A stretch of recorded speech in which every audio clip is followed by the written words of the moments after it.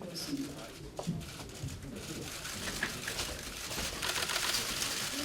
오늘은 창조 경제론을 중심으로 해서 새로운 일자리 또 새로운 성장 기반을 어떻게 만들어 갈 것인가 하는 것에 대한 말씀을 드리고자 합니다.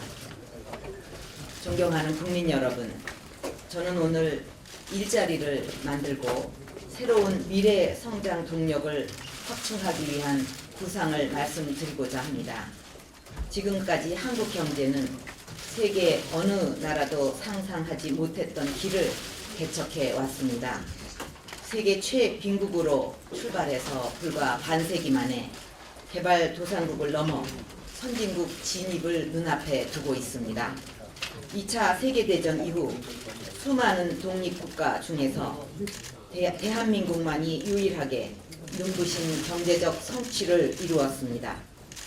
그러나 지금 우리 경제는 새로운 위기에 직면해 있습니다. 세계 최고 수준의 저출산, 고령화가 진행되는 가운데 우리 경제의 심장인 성장 동력이 멈춰서고 있습니다.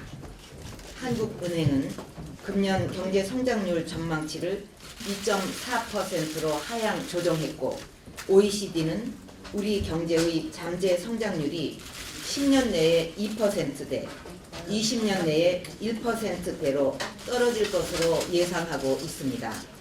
우리 경제 다시 한번 힘차게 일어서야 합니다. 성장 엔진에 불을 붙여서 희망찬 미래를 열어가야 합니다. 지금까지 우리는 앞선 나라들을 쫓아가는 전략으로 오늘의 한국 경제를 만들었습니다. 이제는 우리 스스로 길을 만들어 가야 합니다. 그래서 저는 미래 대한민국 경제를 이끌어갈 새로운 경제발전 패러다임으로 창조 경제론을 제안합니다.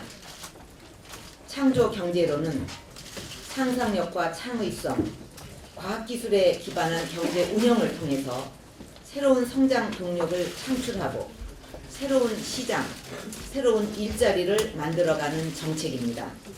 스티브 잡스는 무한한 상상력으로 이미 존재하는 기술들을 엮어서 세상을 리드해 왔습니다. 저는 창조 경제론을 통해 우리 경제의 체질을 다른 나라를 따라가는 추격형 경제에서 다른 나라를 앞서가는 선도형 경제로 바꾸겠습니다. 경제 성장률에만 치중하는 사고에서 벗어나 고용률을 높이는 경제 운영 방식으로 바꾸겠습니다. 인적 자본과 과학 기술을 중심으로 하는 질적 성장을 추진하겠습니다. 그래서 토목 기반의 단기 성장이 아니라 지식 기반의 지속 가능한 중장기 성장을 이끌어 가겠습니다. 저는 창조 경제를 실현하기 위해 7대 전략을 추진하고자 합니다.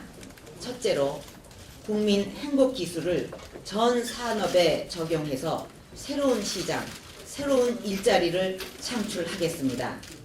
국민 행복 기술은 사람이 주체가 되고 기술 개발의 혜택이 구매력이 있는 일부가 아닌 모든 국민에게 골고루 돌아가는 과학 기술을 의미합니다.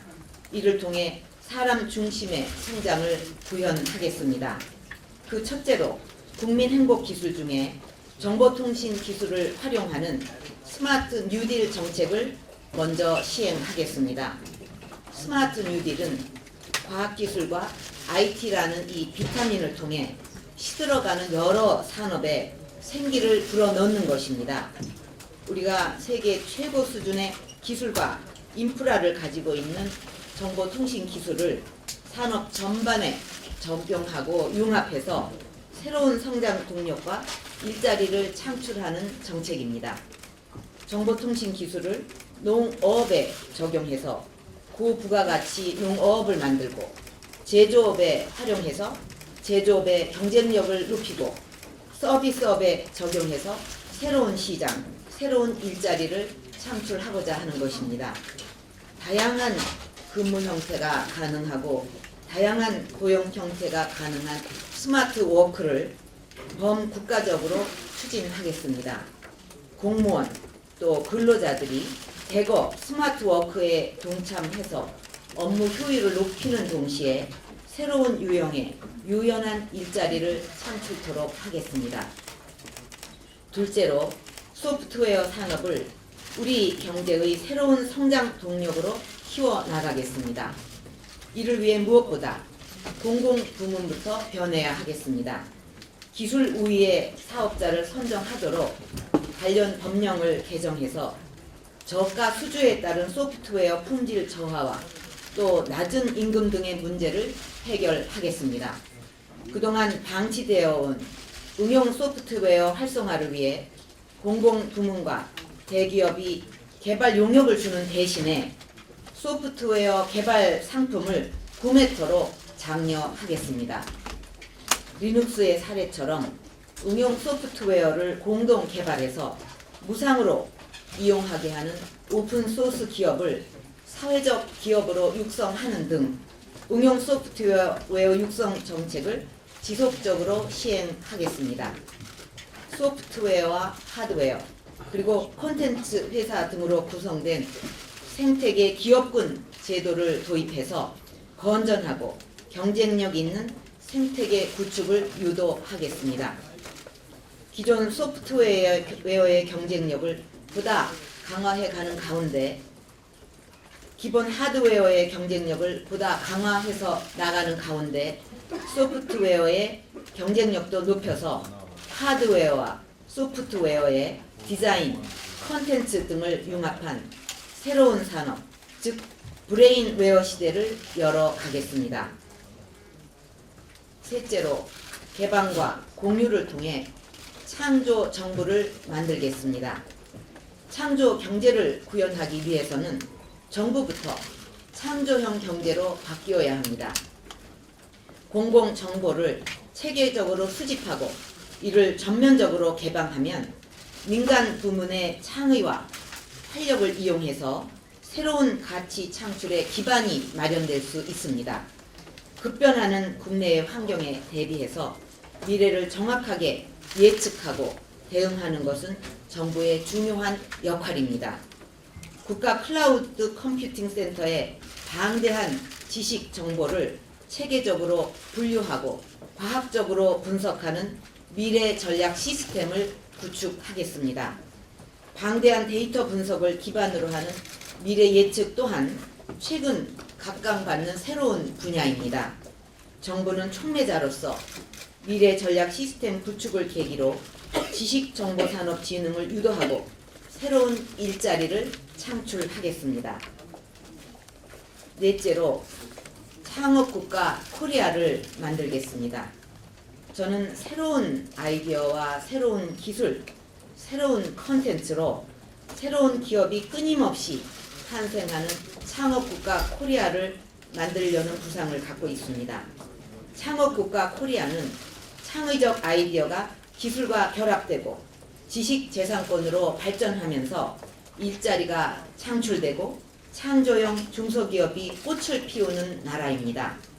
저는 대학을 새로운 희망의 창업기지로 만들 것입니다. 대학의 창업기지를 건설하고 창업연구실을 운영하며 다양한 창업교육을 통해서 청년 창업가를 양성하겠습니다. 자연과학과 인문사회과학을 체계적으로 통섭한 융합 인재를 길러내겠습니다. 은퇴 전후에 경험 많은 경영, 기술 인력을 중심으로 실버 창업 보육센터를 운영하여 이들의 창업을 정부가 적극적으로 지원하겠습니다. 창업 기업들이 죽음의 계급을 넘어설 수 있도록 실효성 있는 단계별 창업 지원 시스템을 구축하겠습니다. 성실 실패를 성공으로 인정하는 문화와 제도를 정착시켜서 패자 부활이 가능한 환경을 만들겠습니다. 초기 창업 단계에서는 실패를 용인해주는 관대한 엔젤 투자가 중요합니다. 엔젤 투자의 활성화를 위해서 세제 및 금융 지원을 과감하게 확대하겠습니다. 또한 벤처기업의 활성화를 위해서는 인수합병의 활성화가 중요합니다. 인수합병을 시도하는 기업들이 설비 투자를 늘리는 기업과 동등하게 평가받고 불이익이 없도록 법 제도를 개선하겠습니다. 창조 기업을 대상으로 특허의 우선 심사제 적용 대상을 확대하고 산학 공동연구물의 소유권도 합리적으로 조정하며 직무 발명에 대한 보상을 의무화하여 국가가 책임지고 창조적 인재를 보호하겠습니다. 콘텐츠 창업도 적극적으로 지원할 생각입니다. 콘텐츠 산업의 씨앗은 곧 상상력입니다. 창의성과 상상력을 고양하는 양질의 콘텐츠가 제작될 수 있도록 콘텐츠 펀드의 규모를 확대하고 콘텐츠와 여가, 관광 등을 융합하는 프로젝트 개발을 지원하겠습니다. 다섯째로 창조 경제에 부합하는 스펙 초월 채용 시스템을 만들고자 합니다. 사람 중심의 창조 경제는 막대한 자본을 가진 대기업이 아니라도 젊은 인재들이 작은 단위에서도 본인들의 꿈과 끼를 마음껏 발휘할 수 있는 체계입니다. 이는 곧 사람이 열정과 창의성으로 평가받는 사회를 의미한다고 하겠습니다. 창조 경제가 꽃 피울 수 있도록 하려면 우리의 채용 시스템을 바꾸어야 합니다. 지금의 붕어빵 같은 스펙 기반 채용 시스템은 상상력과 창의력 그리고 잠재력과 열정을 기준으로 채용하는 시스템으로 바꾸어야 합니다. 이러한 새로운 시스템을 정착시키려면 초기 단계에서는 정부의 적극적인 역할이 중요하겠습니다. 정부와 민간이 합동으로 스펙 초월 청년 취업센터를 설립하고 열정과 잠재력만으로 청년들을 선발한 다음 실습 위주의 맞춤형 교육을 통해 인재를 양성하겠습니다. 양성된 인재를 인재은행에 등록하고 이들의 취업을 적극적으로 지원하겠습니다. 실습 위주의 교육에서는 멘토가 중요합니다. 중장년 인재은행이나 재능기부 그리고 전문가 멘토 채용 등을 통해서 멘토를 확보하겠습니다.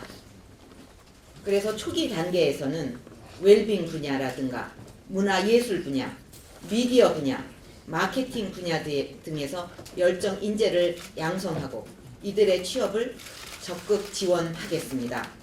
초기 단계에서 양성된 인재는 공공부문에서 우선적으로 채용하도록 하고 확인된 성과를 바탕으로 해서 민간으로 확대해 나가겠습니다.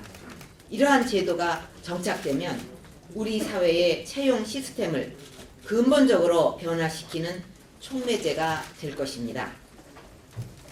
여섯째로 대한민국 청년이 세계를 움직이는 K-무브를 시작하겠습니다.